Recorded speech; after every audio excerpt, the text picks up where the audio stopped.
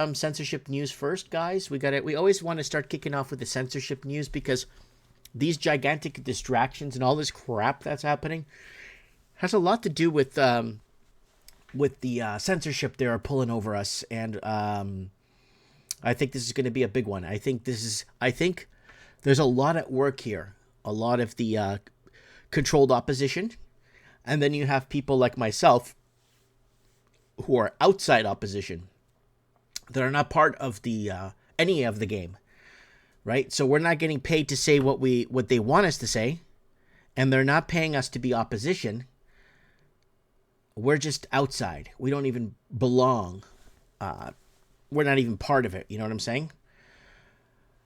Okay, so let's do this. Popular iPhone apps abuse notifications to scoop up your data. There's nothing new here, guys. It's on Reclaim the Net if you guys want to check it out. Many iPhone applications have been found to be exploiting iOS's push for notifications to secretly harvest user data, a practice that potentially aids in building tracking profiles. This revelation was made by a mobile researcher Misk, who also added that these apps could bypass Apple's stringent restrictions on backup app activities, thereby posing a privacy threat to its users. So be careful with this. Even though there's the analytics there from the app, just be careful with this, guys, because you think you're being protected by these big platforms, but really there's a backdoor into everything. And X defends anonymous accounts in copyright challenge.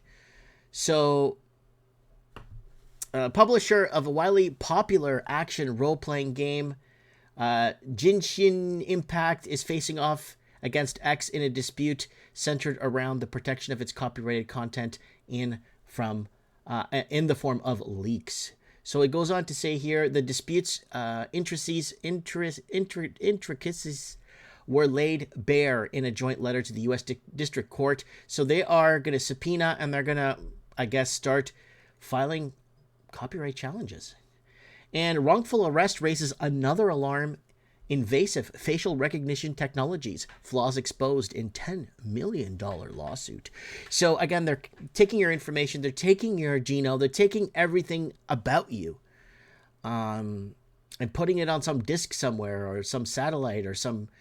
So Eugene Murphy Jr., 61-year-old man, is launching a legal battle against Macy's and Isilur Luxitica, I can't even read that, Sunglasses Hut parent company, alleging a misidentification by facial recognition technology led to his unlawful arrest.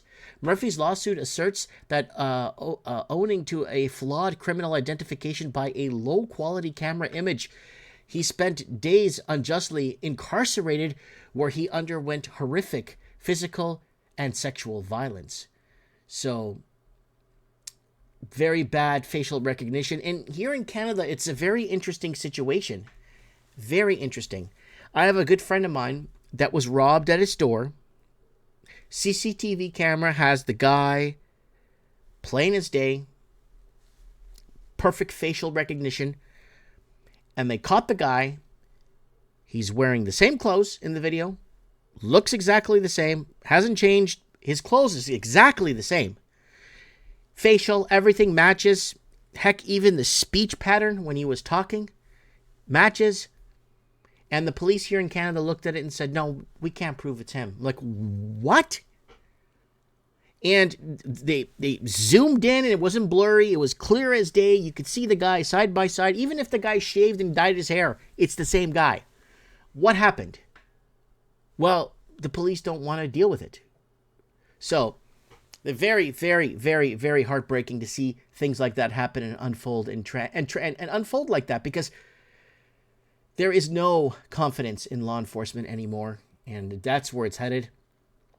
Bloomberg complains that big tech companies are shunning their arbiter of truth role. So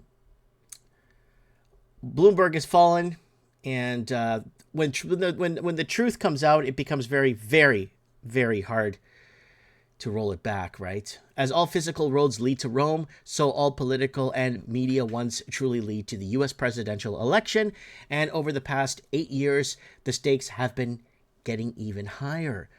Some cynics will say for no other reason that the shocking 2016 Trump victory, which left the establishment reeling and disoriented them in a feverish search of a culprit. Who's to blame for Donald Trump winning the election?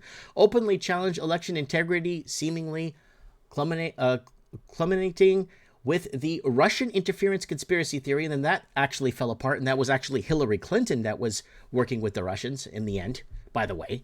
And Senator Rand, or was it Rand Paul, not Ron Paul, but Rand Paul came forward, and by the way, it was Hillary Clinton the whole time, right? And no, it wasn't accusing her. They had proof of it, right? So, yeah.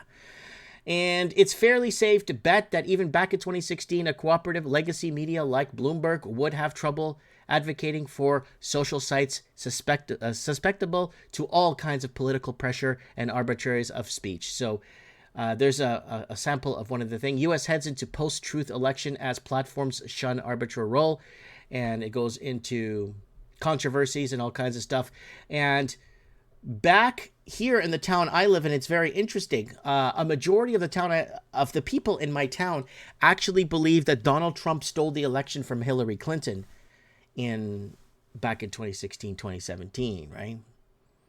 So that's just where I'm from, and who knows what other lies have been spun across the Commonwealth.